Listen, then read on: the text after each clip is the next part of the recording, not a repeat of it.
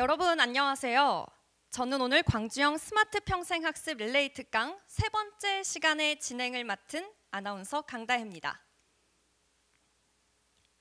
지난 11월에 1차 특강과 2차 특강이 진행됐고 광주평생교육진흥원 유튜브 채널을 통해 공개됐습니다. 이번 3차 특강을 오래 기다리셨을 텐데요. 코로나19 확산에 따라 연사가 변경되고 일정이 연기되는 등 우여곡절 끝에 드디어 오늘 시작을 앞두고 있습니다. 어렵게 개최된 만큼 기대가 더 큰데요. 오늘은 특별히 광주평생교육진흥원의 최근 새로 구축된 원격 화상회의실로 특강 장소를 마련했습니다. 사회적 거리두기 시행에 따라 무청중으로 진행된다는 점 양해 말씀드립니다. 코로나19는 경제 환경을 구조적으로 변화시켰습니다.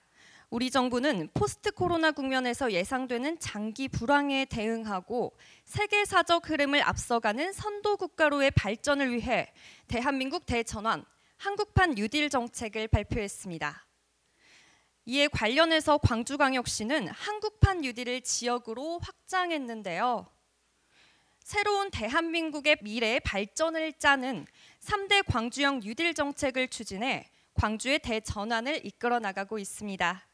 또 이용섭 시장님은 광주형 3대 뉴딜은 인공지능을 기반으로 150만 광주 시민들이 적극 참여한다는 점이 다른 지역의 뉴딜 정책들과 다르다고 강조했는데요.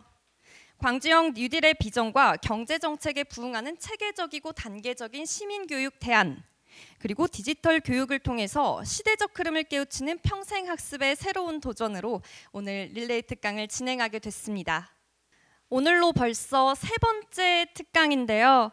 오늘 강의해 주실 연사는 이정선 광주교대 전 총장님이십니다.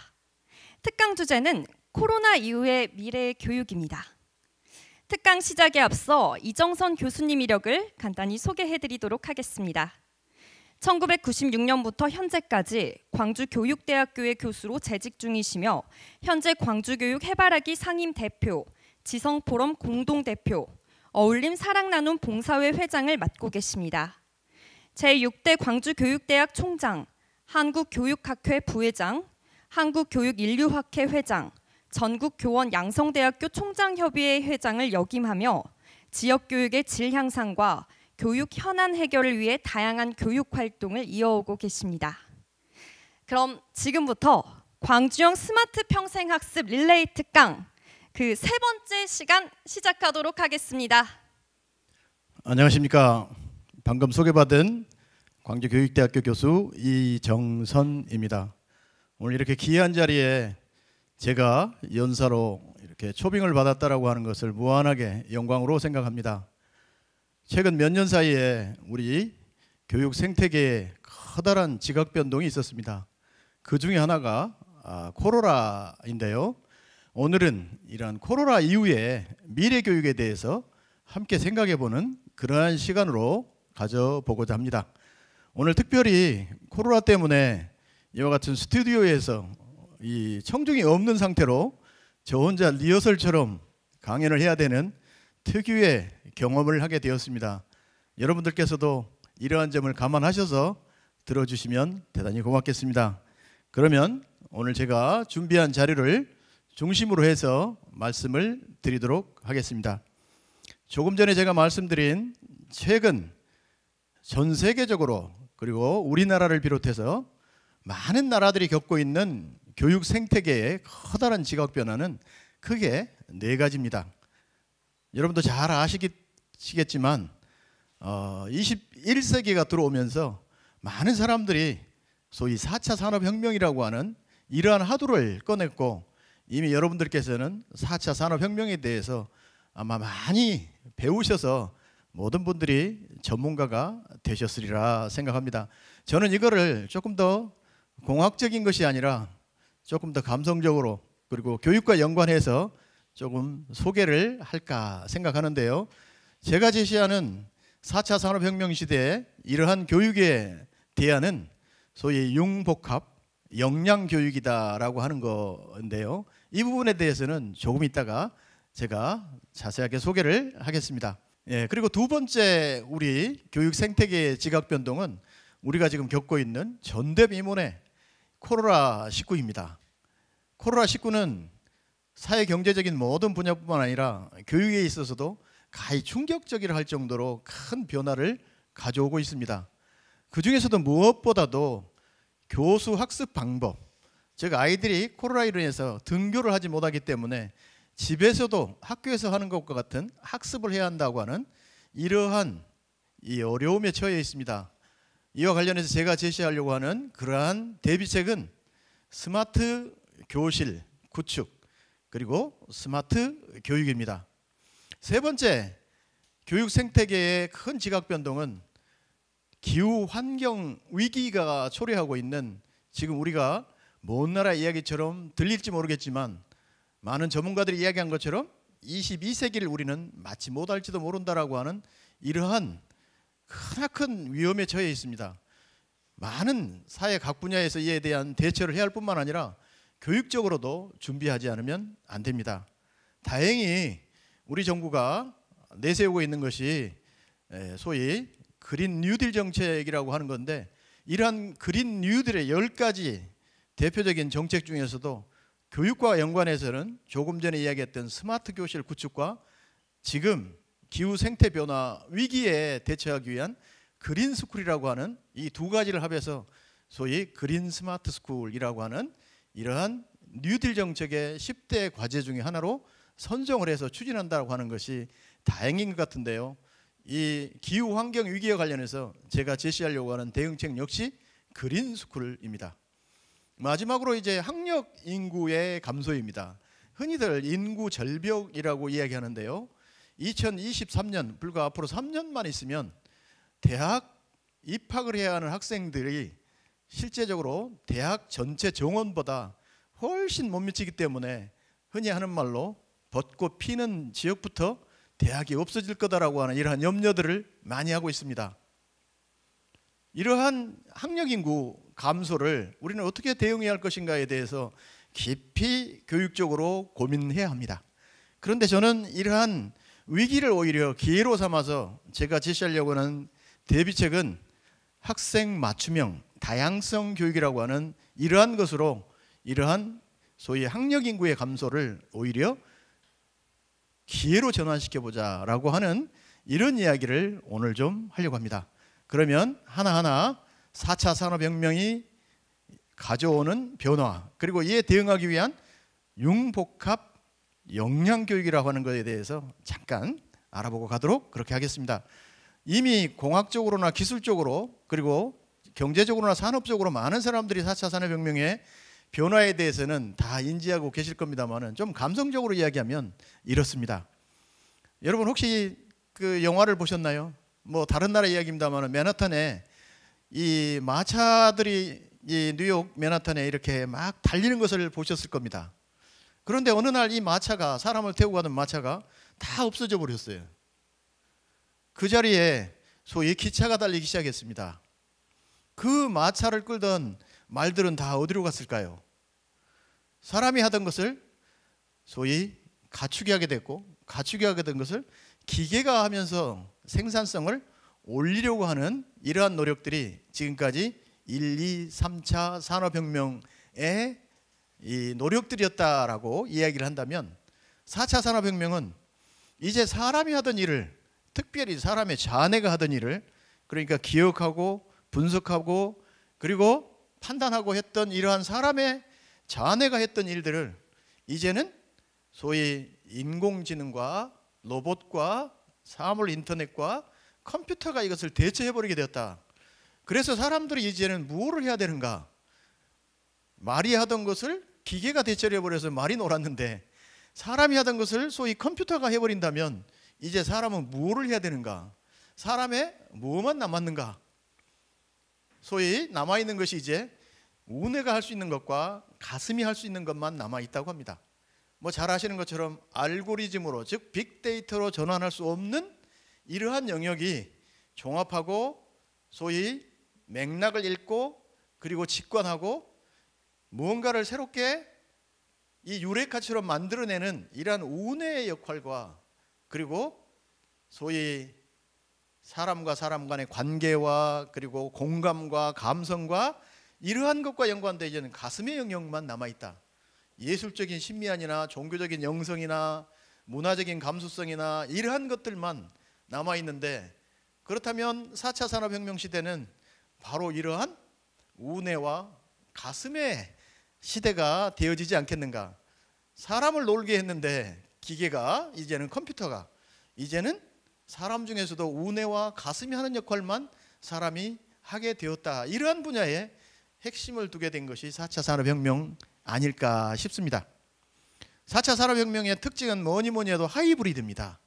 그러니까 과거는 단품 하나가 어떤 역할을 했다면 이제는 서로 융합하고 복합함으로써 새로운 시너지를 만들어내는, 그래서 뭐 잘 아시는 것처럼 제조업과 인공지능과 그리고 3D 프린팅이 합쳐지는, 그리고 사물 인터넷과 로봇과 빅데이터가 합해지는, 뭐 합성 생물학이나 아니면은 디지털 금융이 많은 사람들의 지금까지 예상하지 못했던 어떤 것을 만들어내는 그런 시대가 바로 4차 산업혁명 시대다라고 이야기를 할 수 있고요. 그러면 이러한 시대에 발맞춰서 교육은 어떻게 해 나가야 할 것인가, 이 부분에 대해서 한번 살펴보도록 하겠습니다. 지금 화면에 그림이 나갑니다만, 이 그림은 소위 다니엘 핑크라고 하는 사람, 이 사람은 엘빈 토플러라고 하는 미래학자가 돌아가신 이후에 가장 핫하게 뜬 미래학자가 바로 다니엘 핑크라고 하는 사람인데요. 이 사람이 쓴 책 새로운 미래가 온다라고 하는 책에 나와 있는 지금까지 1, 2, 3, 4차 혁명까지 오는 과정에 어떤 사람이 시대의 아이콘이었는가를 잘 나타내고 있습니다. 노동자가, 그리고 공장 근로자가, 그리고 지식 노동자가, 그리고 이제는 무언가를 만들어내고 공감할 줄 아는 그러한 사람이 시대의 아이콘이 되어지는 그러한 시대의 변천을 이 사람은 농경시대의 농부, 그리고 산업화 시대의 공장 노동자, 그리고 정보화 시대의 지식 근로자, 그리고 이제 이 사람이 제시한 4차 산업혁명 시대의 특징은 이 사람의 표현을 의하면 하이 컨셉, 하이 터치의 시대가 될 것이고, 그러한 하이 컨셉, 하이 터치의 시대의 아이콘은 예술가와 같은 창의적이고 가슴 따뜻한 사람이 되어지지 않을까, 이러한 주장을 합니다. 여기서 이야기하는 하이 컨셉과 하이 터치는 무엇인가? 하이 컨셉은 여러분도 잘 아시겠습니다만은 무언가를 새롭게 만들어내는 창의성이다, 이렇게 간단하게 생각하시면 될 것 같고요. 하이 터치는 공감하고 무언가 남들과 상호 감정을 나누는, 그래서 공감 역량이다, 이렇게 생각하시면 좋지 않을까 싶습니다. 이분은 이러한 하이 컨셉과 하이 터치를 소위 교육과 연관을 시켜보면 4차 산업혁명 시대가 길러야 할 시대의 아이콘, 이 사람의 표현하면 미래의 인재, 이러한 사람은 어떤 사람일까, 이것을 갖다가 6가지로 이야기를 합니다. 이러한 6가지 역량을 길러내는 것이 교육이 해야 할 일이 아닐까, 이렇게 생각을 하는데요. 그 중에 하나가, 첫 번째가 창의성과 연관되어진 디자인입니다. 지금 여러분들은 LED 등이라고 하는 소위 에디슨이 전구를 만든 이래로 가장 진화되어진, 가장 연장되어져 있는, 빛을 가장 밝게 내면서도 사람의 눈에 해롭지 않으면서도 수명이 긴, 효용성으로 보면 지금까지 개발되어 있는 것 중에 가장 우수한 LED 등 아래서 우리가 생활을 합니다. 그런데 이러한 LED 등과 같은 이러한 세대에도 여전히 LED 등만 팔리는 것이 아니라 소위 양초도 팔립니다. 양초가 왜 팔릴까요? 양초는 LED 등이 줄 수 없는 또 다른 의미를 주기 때문에 그렇습니다. 효용성만을 추구하는 것이 디자인이 아닙니다. 효용성에다가 플러스 의미를 추구하는 것이 디자인이라고 하는 점에 있어서 4차 산업혁명 시대의 시대 아이콘은 이러한 디자인 역량을 가져야 된다. 혹시 여러분 집에 쓰레기통이 있나요? 쓰레기통의 효용성으로 놓고 보면 큰 것, 쓰레기를 많이 담는 것, 그리고 쓰레기가 날리지 않도록 뚜껑이 있는 것. 더 편리하려면 어떻게 할까요? 발로 이렇게 쓰레기통을 누르면 뚜껑이 열렸다가 쓰레기를 담고 다시 뚜껑을 닫을 수 있는 이러한 쓰레기통이 가장 잘 팔려야 합니다. 그런데 이러한 크고 효용적인 가치만을 추구하는 쓰레기통은 요즘은 팔리지 않는다고 그래요. 거기에 예쁜 꽃이라도 한 송이 그려져 있는 소위 디자인이 들어간 이러한 쓰레기통이 잘 팔린다고 합니다. 여러분 집에는 혹시 시계가 있습니까? 시계는 디지털 시계가 가장 정확하고 읽기도 편합니다. 지금 이 강의실 뒤에도 시계가 있는데 이 시계에는 디자인이 없어요. 이런 시계는 앞으로 잘 안 팔릴 거예요. 이 시계 안에도 뭔가 디자인이 독특한 아이디어가 포함되어 디자인이 들어가면 더 잘 팔릴 겁니다. 혹시 여러분 집에 토스트기가 있습니까? 날마다 아침을 안 먹는 사람은 빵을 구워서 먹는다면 토스트기 부엌에 한쪽 이렇게 구석에 있을 거예요. 토스트기를 여러분 하루 중에 몇 분이나 사용합니까? 5분도 사용하지 않을 겁니다. 그런데 이 양철로 되어 있는 토스트기가 그렇게 썩 보이기 좋은가요? 아니죠. 여기에 예쁘게 디자인이 들어가면 훨씬 토스트기가 실내 장식과 더불어서 다용도로 쓰일 수 있기 때문에 더 잘 팔릴 겁니다. 심지어는 여러분의 화장실에 있는 변기, 그 변기를 닦는 이 솔이 있잖아요. 그 솔도 밋밋하게 그냥 만들어진 솔은 잘 안 팔립니다. 이 솔 손잡이에 예쁘게 디자인이 들어가면 이 솔은 훨씬 더 잘 팔릴 겁니다. 새로운 아이디어로 새로운 아이템을 창출해내는 이러한 능력, 이게 바로 디자인 역량인데요. 앞으로의 소위 이러한 디자인을 역량을 기를 수 있는, 그리고 디자인이라고 하는 것이 앞으로 무궁무진하게 활용 가능한 그런 영역이지 않나요? 패션 디자인만 있나요? 비행기도 디자인해야 되죠. 책상도 디자인해야죠. 우리가 사용하고 있는 모든 생활용품 하나하나가 다 디자인이 안 들어가는 것은 없습니다. 디자인은 새로운 아이디어를 필요로 합니다.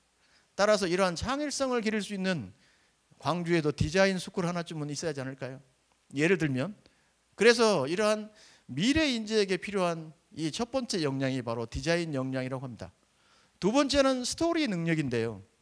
누구나 다 스토리가 없는 사람은 없습니다. 스토리를 말하고 우리는 스토리를 만들고 스토리를 말합니다. 스토리를 만들려면 창의적이어야 합니다. 이 스토리를 만들려면 경험이 많은 사람일수록 스토리가 풍부해집니다. 여러분은 어떤 영화를 좋아하십니까? 영화를 보면 영화에는 다 스토리가 있습니다. 그러니까 우리가 감동을 하고 그 영화에 몰입을 합니다. 팩트만 이야기하는 것은 컴퓨터가 해도 충분합니다. 앞으로는 스토리를 말하고 스토리를 만들 수 있는 이러한 능력을 필요로 하는 사회가 되었다고 합니다. 호모 나렌스라고 하는 이야기를 들어보셨나요? 인간은 이야기적 존재다라고 하는 뜻입니다. 인간은 이야기를 통해서 자기를 찾고 인간은 이야기를 통해서 자기를 실현하는 존재가 바로 인간이라고 합니다. 어르신들도 한 세상 살아온 자기 경험을 스토리로 써보라면, 즉 자서전을 써보라면 흥분하기 시작합니다. 다시 생기가 돋기 시작합니다. 그래서 이 스토리는 앞으로 엄청나게 많은 부가가치를 만들어낼 수 있는 그러한 부분입니다. 제주대학에 제가 이 대학을 선전하는 건 아닙니다만 스토리학과가 있습니다. 이 스토리학과가 만들어져서 첫 번째 한 일이가 뭐냐면 소위 추사 유배 스토리를 만들었어요. 제주도에 가보시면 추사 기념관이 있습니다. 기념관이 기념관으로 남아있으면 이게 부가가치를 생산할 수가 없습니다. 그런데 거기에 가면 스토리가 있습니다. 추사가 입었다고 하는 옷부터 시작해서 추사가 먹었다고 하는 음식, 추사가 걸었던 거리, 추사가 자기 부인한테, 육지에 있는 부인한테 여름이면 밑반찬을 어떻게 운송해서 먹었는가에 대한 이야기, 이런 이야기를 들으면 시간 간 줄 모릅니다. 추사가 몇 년도에 나와서 몇 년도에 유배가고 몇 년도에 뭐를 했고, 이러한 팩트는 요즘 아무도 관심이 없습니다. 재미가 없기 때문에 그래요. 그래서 이야기를 만들 줄 알아야 되고 이야기를 말할 줄 알아야 되는데요. 이건 대단히 창의적인 거죠. 그런데 잘 아시는 것처럼 스토리를 메이킹한다라고 하면 엄청나게 많은 영역이 있습니다. 신화와 전설부터 시작해가지고 게임도 스토리가 있어야 가능합니다. 만화도 마찬가지입니다. 유튜버도 마찬가지입니다. 스토리가 없으면 그거를 텔링할 수가 없습니다. 텔링하는 방법은 무궁무진합니다. 소위 예술이 다 스토리를 텔링하는 것들이겠죠. 영화, 연극, 게임 모든 부분은 다 스토리를 텔링한 영역이라면 이 스토리야말로 스토리와 관련된 역량이야말로 우리가 앞으로 미래에 엄청나게 개발해야 할 그러한 영역이 아니겠는가 이렇게 생각을 합니다. 세 번째는 조화 능력입니다. 이제 분석하고 판단하고 기억하고 이러한 것도 물론 중요합니다. 이게 이제 3차 산업혁명까지의 자네가 했던 그러한 일들이었고요. 이제는 이종 간의 경계를 넘어야 되고 그리고 관계를 갖다가 발견하는 이러한 능력을 갖춘 그러한 사람을 더 필요로 하는 시대가 되었다고 합니다. 즉 자네보다는 우뇌를 더 필요로 하는 시대가 되었다고 해요. 자네와 우뇌 그러니까 복잡하고 굉장히 힘들 거라고 생각합니다만은 제가 가져와 있는 자네와 우뇌에 대해서는 잠깐 참고를 해보시면 좋을 것 같은데요. 이런 거죠. 저를 지금 쳐다보고 있을 텐데 제 가슴이 태평양만 하다라고 한다면 자네가 엄청나게 발달된 사람은 태평양의 면적을 계산할 거예요. 가로 세로가 얼마이고 그 면적을 해봤더니 몇 제곱 킬로미터쯤 된다라고 이야기할 건데 제 가슴을 재봤더니 제 가슴은 턱도 없단 말이죠. 1m도 안 돼. 그러니까 이거는 말이 안 된다라고 이야기할지 모르겠지만 우뇌가 발달된 사람은 뭐라고 인식하죠? 가슴이 넓고 이해력이 포용력이 크다 이렇게 이해를 하겠죠. 이게 우뇌가 하는 일이다라고 생각하면 돼요. 앞으로는 자네보다는 그러한 우뇌가 발달되는 사람을 필요로 한 시대가 될 거다. 여러분 결혼한 사람들은 가정에서 어떡합니까? 부인이 남편이 퇴근하기 전에 시장 봐오라고 하는 이야기를 많이 하죠. 그런데 집에 가면 남편은 오는 길에 깜빡 잊어버려요. 그러면 부인이 남편이 들어오면 시장 봐왔어? 그렇게 이야기하지 않습니까? 그때까지만 해도 목소리가 평정심을 가지고 있죠. 그런데 깜빡 잊어버렸네 라고 하면 그때부터 이제 화가 나기 시작합니다. 그래서 뭡니까? 저녁 준비하다 말고 남편한테 이렇게 이야기합니다.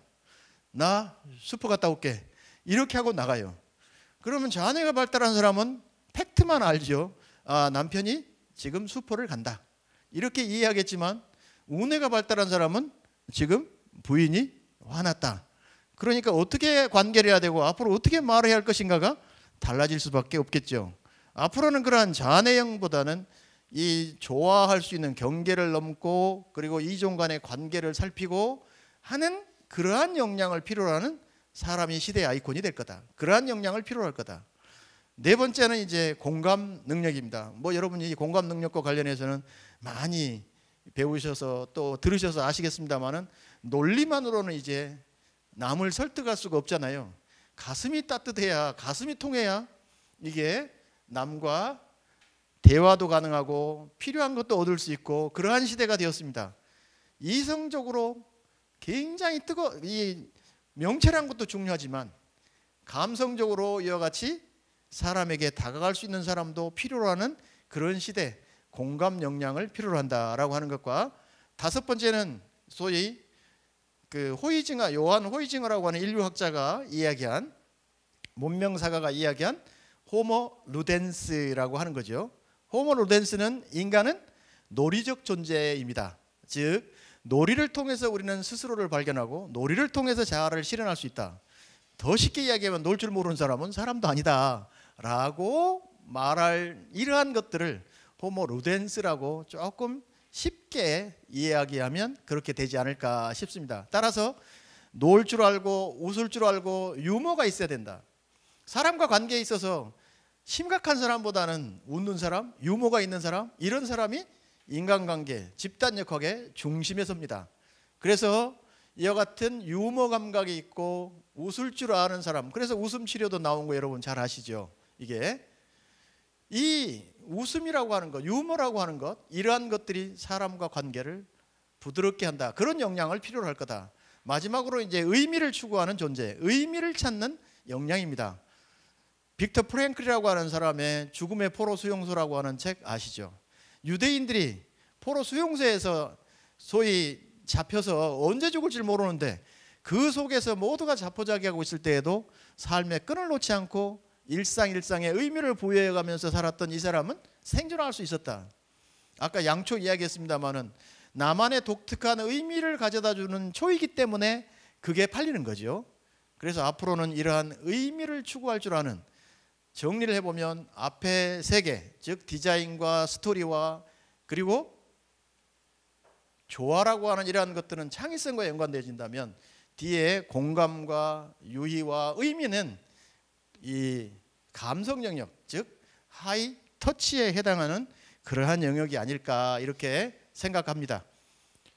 사실 4차 산업혁명이 되어지면 교육과 연관해서 앞으로 어떤 직업이 뜰 것인가, 그래서 교육을 통해서 어떤 직업을 아이들이 찾고 소위 아이 개개인의 미래 먹거리를 어떻게 갖춰줘야 하는가, 이게 굉장히 중요해지는데요.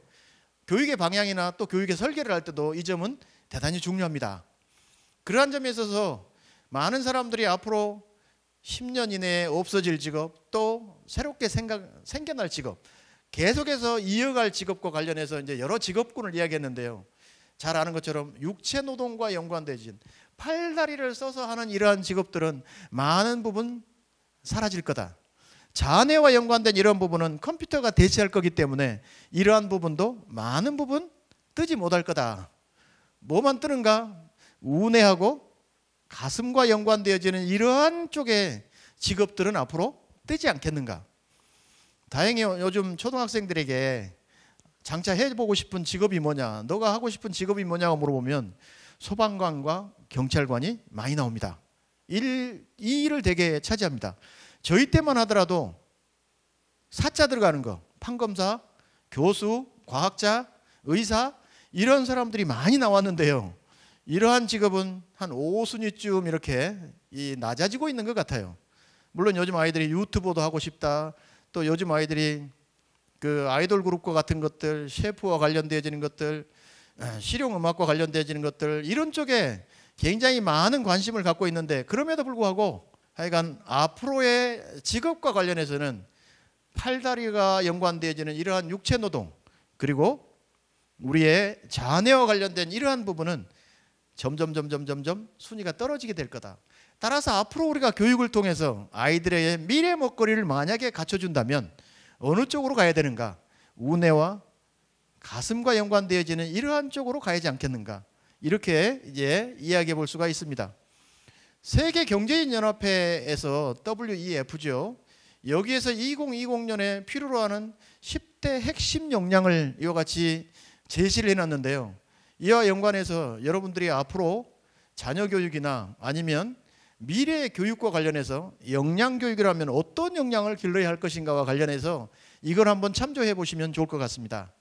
우리나라 교육부는 2015 개정 교육과정을 통해서 6가지의 역량을 지금까지 여러 역량을 중심으로 해서 뽑아왔는데, 이제 시대가 바뀜에 따라서 그러한 역량도 조금씩 변하고 있는 것 같습니다. 강조하고 있는 역량이. 이 WEF가 제시한 10대 역량을 한번 봐보실까요? 그 중에 이제 여러분도 많이 익숙한 것이 있을 겁니다.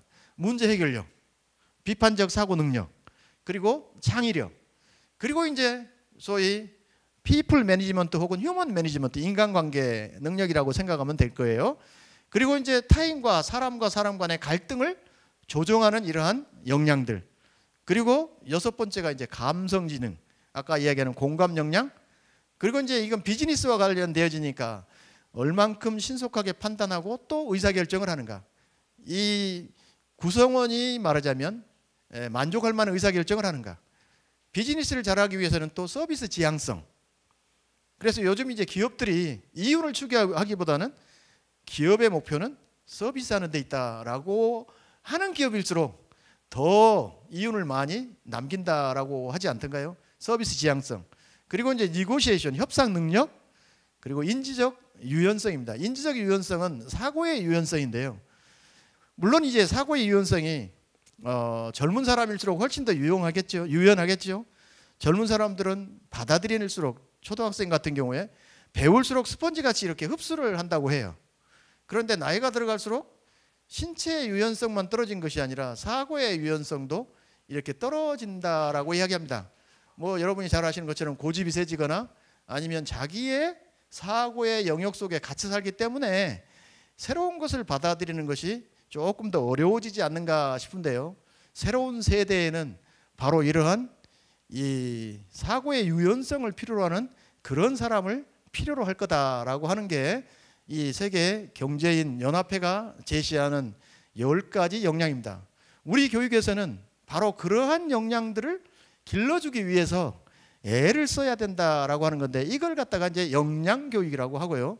마찬가지로 이제 다음 세대가 추구하려고 하는 그러한 역량은 제가 영어로 좀 가져왔습니다만은, 왼쪽에 16가지 역량을 이와 같이 제시하는데, 왼쪽에 있는 소위 6가지, 가운데 있는 4C, 그리고 우측에 있는 인성과 연관되어진 이러한 역량입니다. 실력과 인성을 갖춰야 된다라고 하는 이야기 많이 들으셨을 텐데요. 실력은 바로 왼쪽에 6가지, 인성은 오른쪽에 6가지가 인성에 해당되어집니다. 실력과 관련해서는 잘 아는 것처럼 언어와 관련되어진 것들, 수와 관련되어진 것들, 과학과 관련되어진 것들, ICT와 관련되어진 것들, 그리고 경제와 관련되어진 것들, 마지막으로는 문화예술과 관련되어진 기초 기본 지식을 가져야 된다라고 하는 거고요. 가운데 있는 게 우리가 많이 들었던 4C입니다. 기본 기초 지식과 연관되어진 6가지, 인성과 관련된 6가지, 그리고 우리의 소위 창의력과 연관되어진 4C, 이와 같은 16가지를 제시하고 있습니다. 기본 기초 지식이 있어야 창의성도 나온다 라고 하는 점에 있어서 언어와 관련된 것, 수와 관련된 것, 과학과 관련되어진 것, 그리고 IT와 관련되어진 것, 경제와 관련되어진 것, 문화예술과 관련되어진 기초 기본 지식을 갖춰야 된다. 4C는 많이 들어보셨을 겁니다만은 비판적 사고력, 창의력, 그리고 커뮤니케이션하는 의사소통 역량, 마지막에 콜라보레이션, 즉 협업하는, 즉 공동체성을 가져야 된다라고 하는 거고요. 이 인성과 관련해서는 큐리아시티입니다. 다시 말하면 지적 호기심. 두 번째가 자기주도성. 특히 코로나와 같은 이러한 시기에는 자기 주도적인 아이들은 시간 관리도 잘하고 학습도 자기 스스로 잘합니다만은, 자기 주도성이 없는 아이들은 이 학력에 있어서 더 뒤처져 버리는 결과를 낳는다고 하지 않던가요? 그래서 자기 주도성. 그리고 세 번째가 끈기와 인내. 네 번째가 adaptability, 즉 적응력. 얼마나 IQ보다는 PI를 갖고 있는가. 이 PI는 practical intelligence라고 하는 뜻인데요. IQ는 지능, 즉 지적 능력을 말한다면, 이 PI는 그 지적 능력을 어떻게 활용할 것인가, 방법적 지식이다라고 생각하면 됩니다. 말콤 그래드월이라고 하는 사람이 쓴 책 중에 아웃라이어라고 하는 책이 있습니다. 이 아웃라이어는 이 소위 똑같은 160 이상 넘은 IQ를 가진 두 사람이 어떤 삶을 살았고, 이 사람이 결국에는 어떻게 인생을 마감했는가에 대한 극명되어진 두 사례를 제시하고 있습니다. 소위 오펜하이머라고 하는 이 사람은 수소폭탄, 원자폭탄을 개발해 가지고 인류 과학 발전에 지대하게 기여했던 이러한 사람이 있는가 보면, 똑같은 IQ 160이 넘는 랭건이라고 하는 이 사람은 결국은 농부로 삶을 마감하는 이러한 사람의 극명된 사례가 나오는데요. 이 두 사람 간의 차이는 IQ의 차이가 아니라 PI의 차이랍니다. 오펜하이머라고 하는 사람은 대학 시절에 지도교수가 하도 시키니까, 실험을 많이 시키니까 화공과를 진학해 었는데, 이 실험실을 폭파해가지고 교수를 죽여버리려고 하는 이러한 시도를 했어요. 그런데 그 상황을 누구를 찾아가서 어떻게 호소를 하면 모면할 것인가, 본인뿐만 아니라 부모들도 잘 알았기 때문에 그 상황을 잘 극복해서 나중에는 그러한 인류의 과학자가 됐어요. 반면에 농부로 삶을 마친 이 사람은 집안이 엄청나게 가난한데 머리가 비상했어요. 시험만 봤다면 1등이야. 그런데 이 사람은 좋은 대학에 진학할 거라고 모두가 생각했는데, 이 사람은 어디에 어떤 원서를 내야 되고 어떤 대학을 가야 되는지 정보가 없어요. 가르쳐주는 사람도 없어요. 부모가 그걸 또 말해주지도 않아요. 어찌어찌해서 대학을 장학금을 받고 일부는 갔는데, 장학금을 갱신해야 되는데 누구를 찾아가서 어떤 서류를 내야 되고 부모가 또 어떻게 지원해 줘야 할 것인가를 전혀 몰랐기 때문에 이 사람은 대학도 제대로 못 나오고 가난한 삶으로 결국 농부로 삶을 맞추게 되는 이러한 사람이 있었다는 거죠. 이거는 뭐냐? PI가 얼만큼 중요한가? 이 적응을 하는 데 있어서 IQ도 중요하지만 소위 PI가 얼만큼 중요한가라고 하는 것을 말해주는 그러한 사례라고 이야기할 수 있을 것 같아요. 15번째는 리더십, 마지막이 이제 사회 문화적 감수성.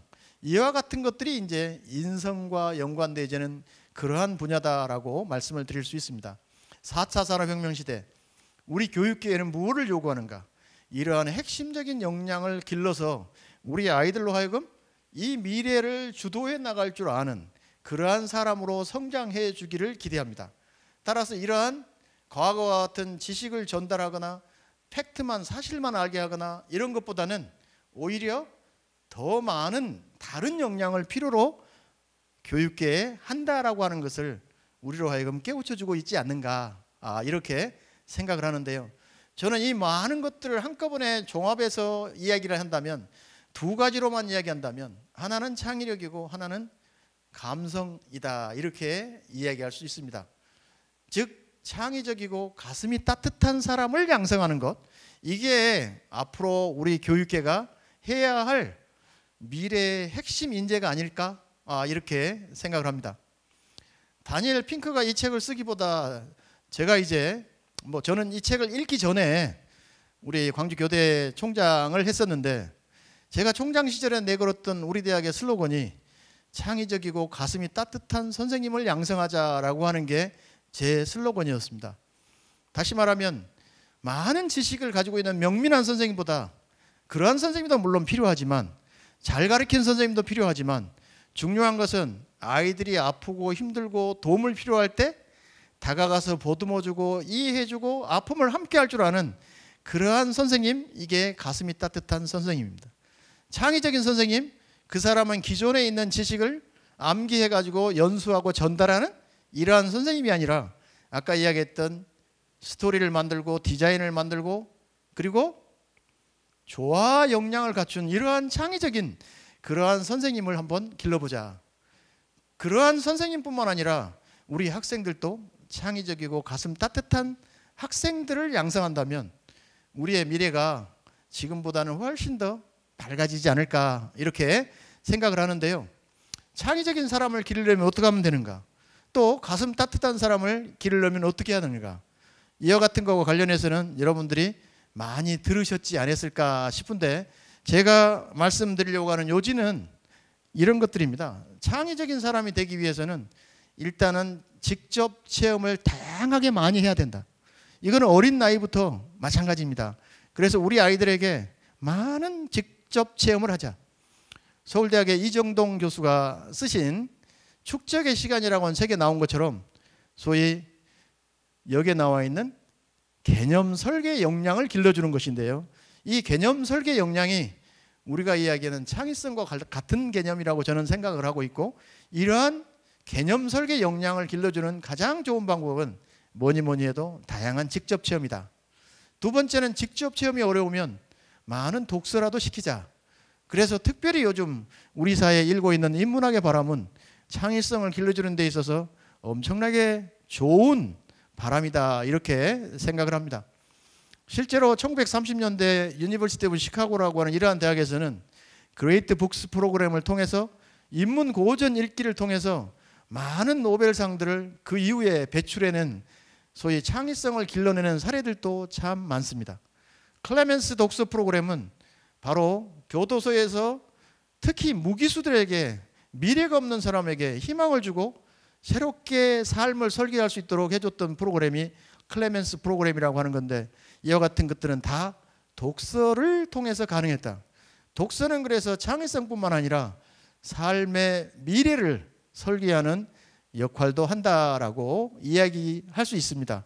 창의성을 기르기 위해서 여러 많은 방법이 있습니다만은 직접 체험과 독서, 이와 같은 것들이 가장 좋은 방법이 아닐까 이렇게 생각을 하고요.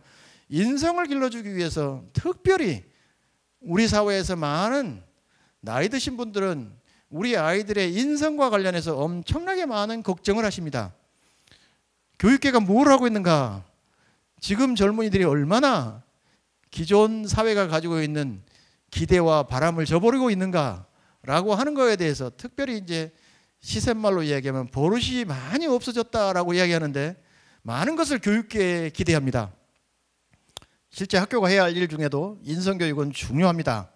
그런데 가정에서 인성교육은 학교의 인성교육보다 더 중요하고 부모가 아이들에게 해줘야 할 인성교육이 학교가 해줘야 할 부분보다 훨씬 더 많습니다. 인성과 관련해서는 여기에 그림에 나와 있는 것처럼 사회성과 감성과 이 도덕성이라고 하는 이와 같은 것이 조화롭게 발전을 해야 하는데요. 이런 것과 관련해서 실천하기 위해서 여러 많은 노력들이 필요할 겁니다. 그리고 실제로 많은 인성교육 프로그램도 실시를 하고 있고요.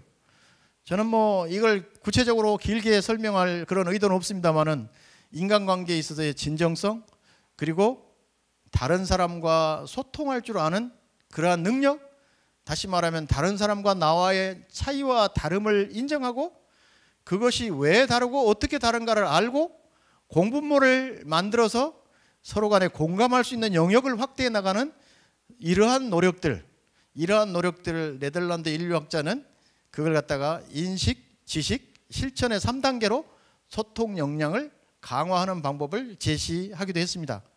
닐 라딩스라고 하는 시카고 대학의 교수가 제시했던 소위 여기 나와 있는 배려를 어떻게 실천할 것인가, 상대방이 필요로 하는 도움이 무엇인가를 알고 실제로 도움을 주고 그리고 그 상대방이 나의 도움을 통해서 삶의 변화가 바람직하게 일어나는 것을 나딩스는 배려라고 합니다. 단순히 남을 도와주는 범위를 뛰어넘어서 다른 사람이 그 배려를 통해서 삶의 긍정적인 배려가 변화가 나타나지 않으면 이분은 배려라고 하지 않는다고 합니다. 다시 말하면 컴퓨터가 필요한 아이에게 우리는 컴퓨터를 제공해 줄 수 있습니다. 이거는 우리가 흔히 말하는 배려라고 할 수도 있을 거예요. 그러나 컴퓨터를 없었을 때에는 마음껏 밖에 나가서 뛰어놀고 친구와 잘 사귀고 했었다가 컴퓨터 게임에 몰입해 가지고 인터넷 중독이 돼 버렸다면 우리는 컴퓨터를 제공해 준 것을 배려라고 하지 않을 겁니다. 나딩스가 이야기하는 배려는 그와 같은 것들을 이야기합니다.